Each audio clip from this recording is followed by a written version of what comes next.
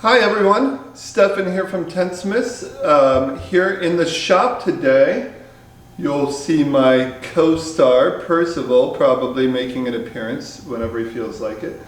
And what we're looking at today is a Whelen, or Whelen, or however you care to say it. This is a style of tarp shelter from the turn of the last century, so early 1900s. And it's pretty cool.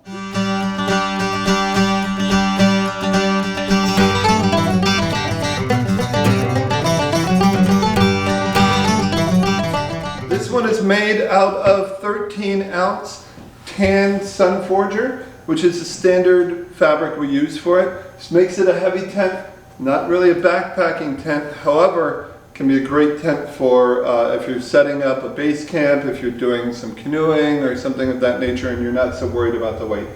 This thing, while not technically a tent, has a lot of tent-like features, so let's talk through some of those.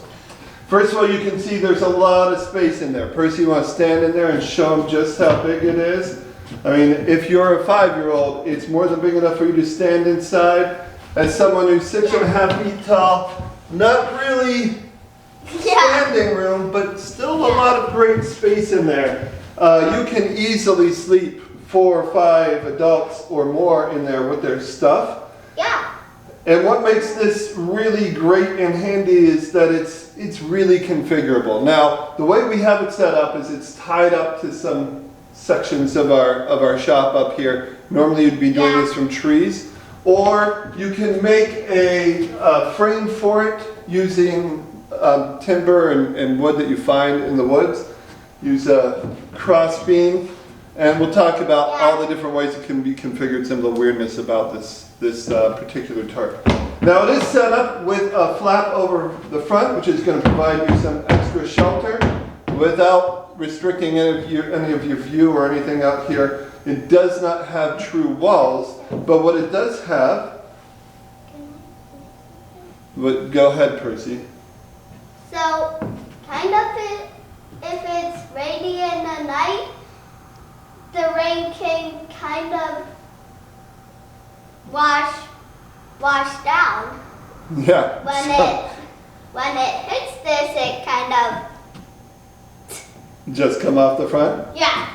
So while it does not have doors and while it doesn't have a front, it does have these interesting wings on the side over here. The way we have it set up right now is not the way I would necessarily do it in the woods. It's not tight. I don't have a lot of configuration options here in the shop. We often get asked if we set up every tent we make, and as you can see by how much this is taking up, no, we can't possibly do that. But this tent happens to work out that way. It does have these wings on the side. It has a large triangular wing here and has this smaller triangular wing, which gives you some option. You could tie this out to another tree. You could keep this at a shallower angle. You can change how high your setup is. Because it's also flexible and fluid, you've got options.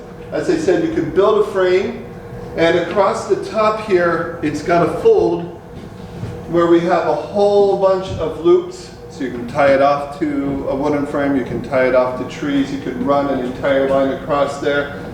I ran 3 ropes that you could run up to a branch or whatever you cared to do. And this is really, now the heat came on, so I'm going to pause that.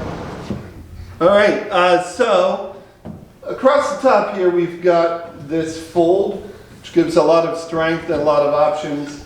And across the fold are sewn various stake weight loops. These are reinforced. This is our new way of doing it, but we reinforce these loops just as we do stake loops, so they can take a lot of punishment and strain. And that can go, as I say, across wood, across a guy line. You have loops across the front as well, so you can pull out and put as much tension as you need to make this rock solid during weather and windstorm. It not having a full front, I would certainly make sure that you're paying attention and you're putting this in the proper direction so that the wind is going to come up and over. Otherwise, you got a nice big sail here. But on a relatively calm night, this will be very good for those sorts of things. If it does start to get windy, you can always bring this flap down tighter against the front of the tent. And that's one of the things that's really nice about all these different loops for different configurations. These small triangles on the side help to just give you additional shelter from any rain or inclement weather. The one on the far side, because I've got the guy line pulling out at a shallower angle, I've just tied it off to the loop on the large triangle. Thank you, Percy, for showing that. Just keep it from moving around. On this side, because we've got a steeper angle here, I could easily bring this off across, and if I wanted to tie it off via a rope to a stake down below. Of course, we're not using stakes in our floor, we've screwed it all down, but that would keep it in place and would be a great configuration if you were expecting more inclement weather and you wanted to just tighten things up a little bit more. Across the back of the tent here and the sides, we have still more loops in so many different places. So again, you can tie this off in 100 different ways, tighten it up. It is still a tarp, but is much more tent-like than most tarps you would find. So if you didn't want these triangles in your way, you could not stake them out, run them to the back, whatever you wanted, use it just as a standard tarp.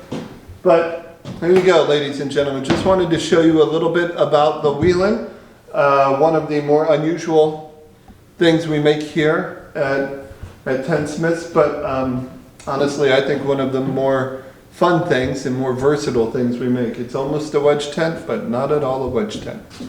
Thanks a lot. Hope you're having a good time out there, and we will talk to you soon on another video.